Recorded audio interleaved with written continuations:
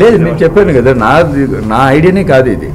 నేను యాక్టర్ అయింది కూడా అలాగే, ఇక్కడే డాన్స్ ఆడుతూ ఉన్నాను, ఇక్కడే మన తెలుగులోనే కొరియోగ్రాఫ్ చేసి ఏదో చేస్తున్నాను. సడన్గా ఒకరు వచ్చి పవిత్రని వచ్చి నన్ను యాక్టర్ చేశారు. ప్రభు బాగా చేస్తున్నావు అని ఒక్కొక్క సాంగ్ ఆడుతూ ఉన్నాను కదా, చిక్కుబుక్ వాళ్ళు చిన్న రాసావి అది ఇన్ని హిట్ అయిపోయింది. అలా అయిపోయింది. తర్వాత సడన్గా నేను నువ్వు వస్తానంటే వర్షం సాంగ్ చేస్తూ ఉన్నాను. నువ్వు వస్తానంటే ఆ సాంగ్ ట్రైన్ సాంగ్, అప్పుడే ఇలా చేస్తూ ఉన్నాను. 1 2 3 4 చెప్పినప్పుడు రాజు గారు వచ్చారు. ప్రభు డైరెక్ట్ చేస్తావు నెక్స్ట్ ఫిలిం అన్నారు. ఒక ఫిలిం ఓకే సార్ నేను అయిపోయాను. ఇంతే జరిగింది. 5 seconds క్వశ్చన్ ఆన్సర్ జరిగింది.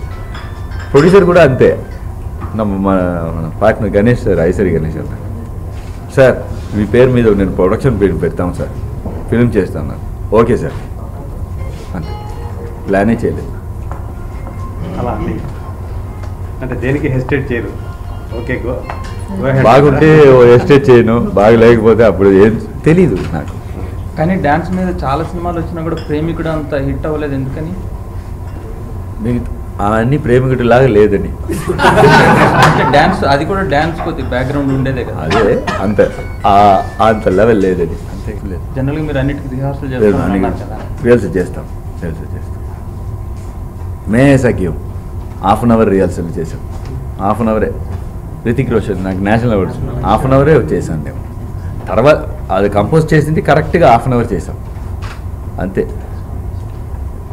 అది ఎక్కడికో వెళ్ళి అది రితిక్ రోషన్ వల్ల, వాడు సూపర్ డాన్సర్.